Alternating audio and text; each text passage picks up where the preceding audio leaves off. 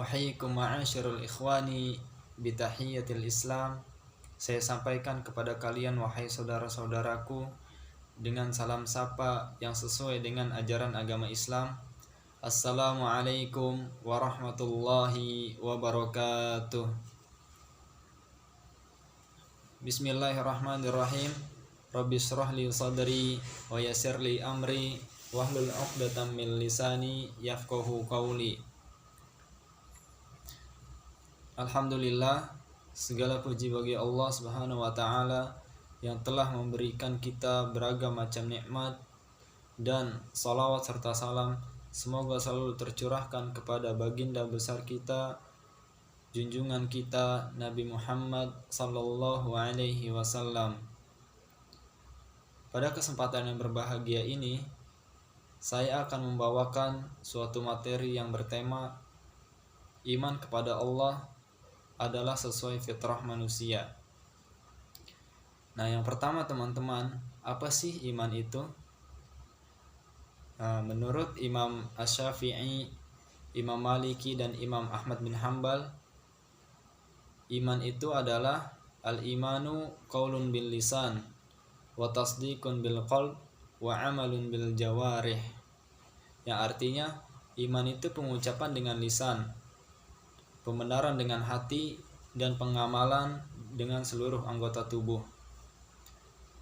Adapun menurut Imam Hanafi, iman adalah qaulun bil lisan wa tasdiqun bil qalb, yang artinya pengucapan dengan lisan dan pembenaran dengan hati. Nah, itulah iman menurut 4 mazhab ya teman-teman. Kemudian iman menurut bahasa atau secara bahasa dan istilah.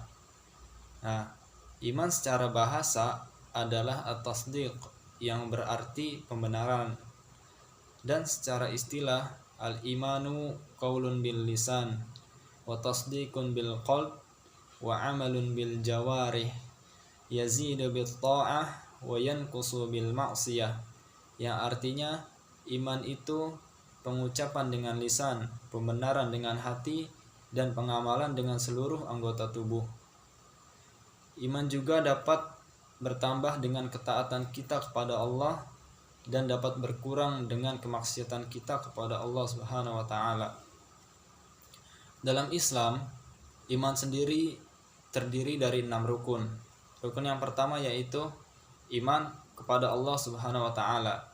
Yang kedua, iman kepada malaikat-malaikat Allah. Yang ketiga, iman kepada kitab-kitab Allah. Yang keempat, iman kepada rasul-rasul Allah. Yang kelima, iman kepada hari akhir.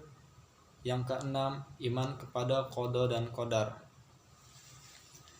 Baik, kembali kepada rukun iman yang pertama, yaitu iman kepada Allah Subhanahu wa taala.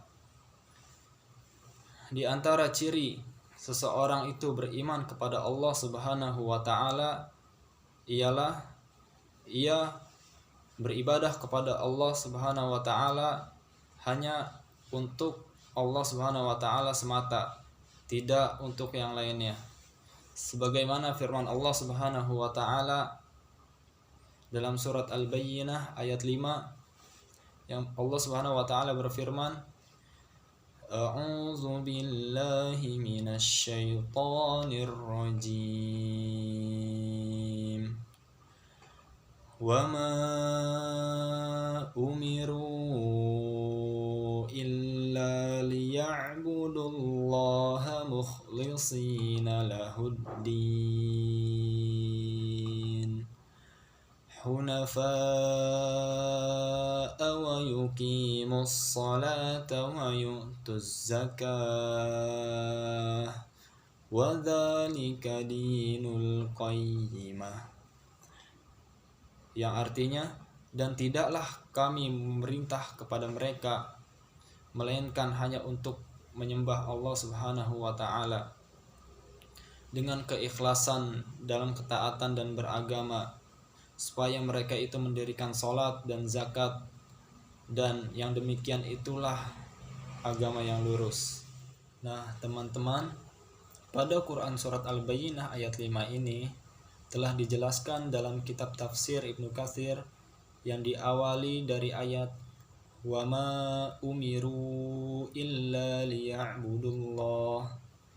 Di sini Allah Subhanahu wa taala memerintahkan kepada kita untuk beribadah hanya kepada Allah Subhanahu wa taala semata.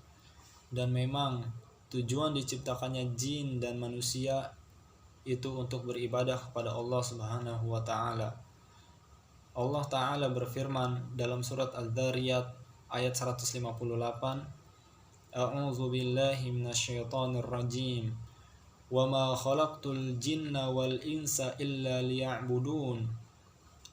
Yang artinya, dan tidaklah aku ciptakan jin dan manusia melainkan untuk beribadah kepadaku. Dikarenakan Allah Subhanahu wa taala hanya memerintahkan kepada kita untuk beribadah kepadanya, maka jadikanlah segala pekerjaan kita bernilai ibadah. Kemudian mukhlishina lahuddin. Nah, disinilah pentingnya keikhlasan, yaitu mengikhlaskan segala sesuatu, segala ibadah hanya kepada Allah Subhanahu wa taala, hanya untuk meraih ridha Allah Subhanahu wa taala. Orang yang tidak ikhlas tidak akan diterima amal ibadahnya. Karena di antara salah satu syarat diterimanya ibadah yaitu ikhlas kepada Allah Subhanahu wa taala. Kemudian hunafa wa yuqimus shalah, as-shalah yaitu salat. Salat adalah tiangnya agama, maka hendaknya seseorang itu merasa gembira tatkala ia berhasil menjaga salatnya. Orang yang menjaga salatnya, ia dapat dijauhkan dari perbuatan keji dan mungkar. Sebagaimana firman Allah Subhanahu wa taala dalam surat Al-Ankabut ayat 43, Allah Subhanahu wa taala berfirman, A'udzu billahi minasyaitonir rajim. Innas salata tanha 'anil fahsya'i wal munkar. Yang artinya, sesungguhnya salat itu dapat menjauhkan dari perbuatan keji dan mungkar. Salat tidak hanya menjauhkan seseorang dari perbuatan keji dan mungkar. Salat juga sebagai petanda bahwasannya seseorang itu beragama Islam atau orang itu muslim. Sebagaimana hadis Nabi sallallahu alaihi wasallam, al-ahdu bainana wa bainahum as-salah faman tarakaha faqad kafara. Yang artinya, perjanjian di antara kami, yaitu di antara orang-orang muslim dan di antara mereka dan di antara orang kafir adalah salat. Barang siapa yang meninggalkan salat, maka dia telah kafir. Dan tidak hanya itu, salat juga adalah amalan yang pertama kali dihisab oleh Allah Subhanahu wa taala. Sebagaimana sabda Nabi sallallahu alaihi wasallam, awwalu ma yuhasabu bihil abdu as-shalah. Yang artinya, amalan yang pertama kali akan dihisab oleh Allah Subhanahu wa taala dari seorang hamba yaitu as-shalah, salatnya. Ya. Jadi salat ini memiliki banyak keutamaan. Kemudian hunafa wa yuqimus salata wa yu'tuz zakah, az-zakah. Nah, kenapa teman-teman Allah selalu menyandingkan dalam Al-Qur'an kata zakat dan as-shalah, yaitu zakat dan salat? Nah, kata Syekhul Islam,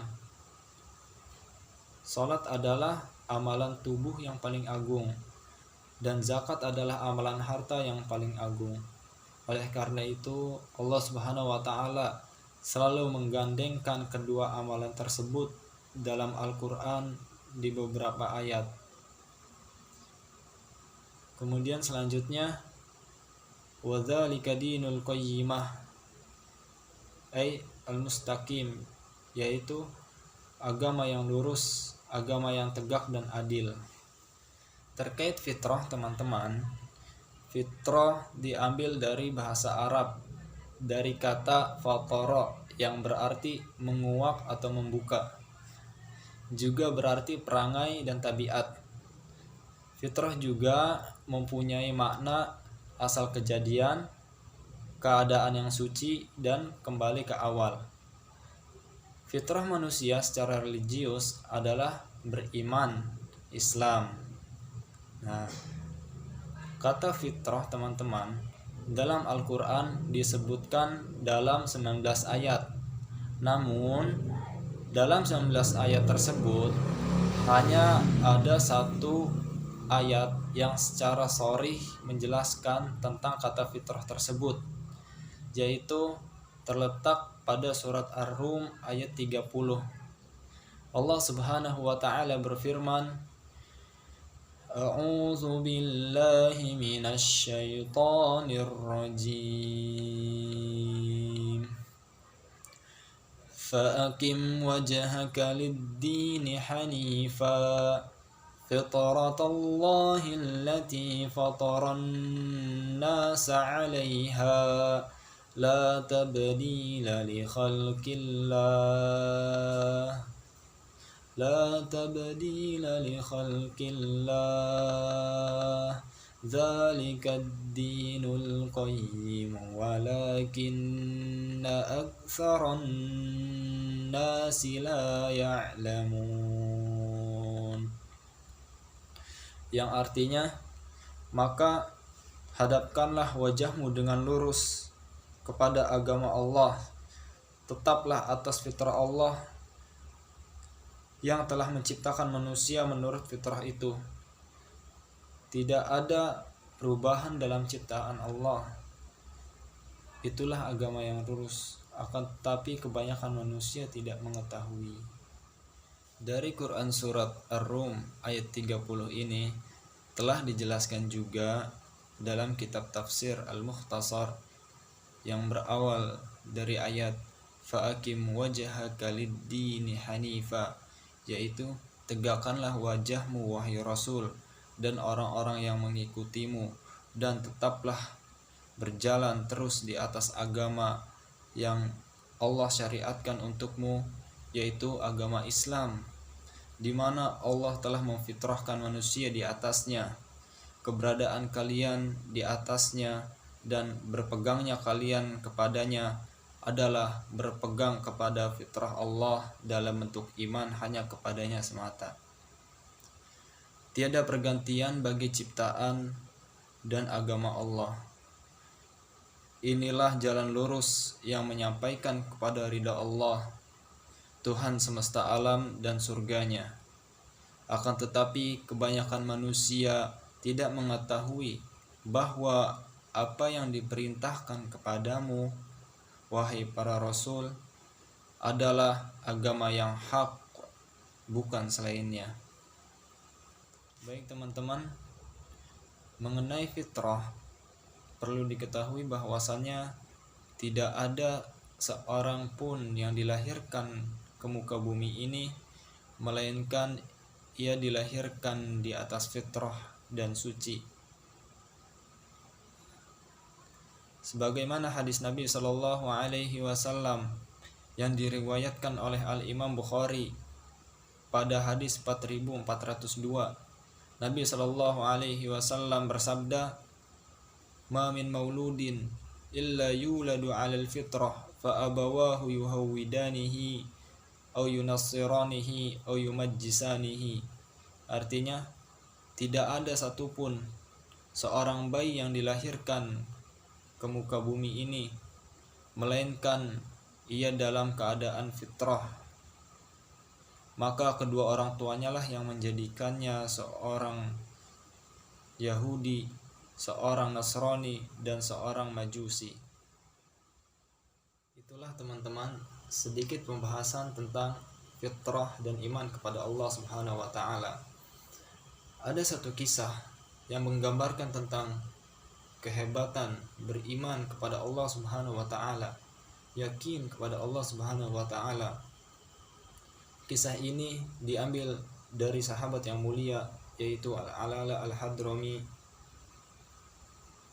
Suatu hari ia diutus oleh Nabi SAW untuk berperang, dan di pertengahan perjalanannya ia berhenti di mulut hutan, di tepi hutan, yang hutan itu ingin dilewatinya, dan hutan itu sangat lebat. Sebelum ia masuk hutan tersebut, dia mengutus beberapa pasukannya untuk mengecek hutan tersebut, apakah hutan tersebut dapat dilalui atau tidak. Akhirnya pasukan itu masuk dan kembali kepada Al-Alala Al-Hadrami. Setelah itu pasukan itu berkata, "Wahai Amir, wahai pemimpin, bahwasanya hutan ini sangatlah lebat dan tidak diketahui jalan keluarnya.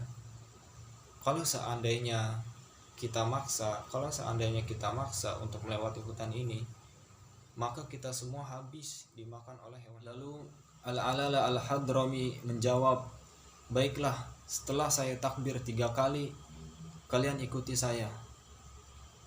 Akhirnya Al-Alala Al-Hadrami bertakbir 3 kali, kemudian memajukan kudanya ke dekat hutan seraya berkata, "Wahai kalian semua yang ada dalam hutan ini, baik yang mendengar perkataan saya maupun yang tidak mendengar perkataan saya, kalian tahu siapa saya.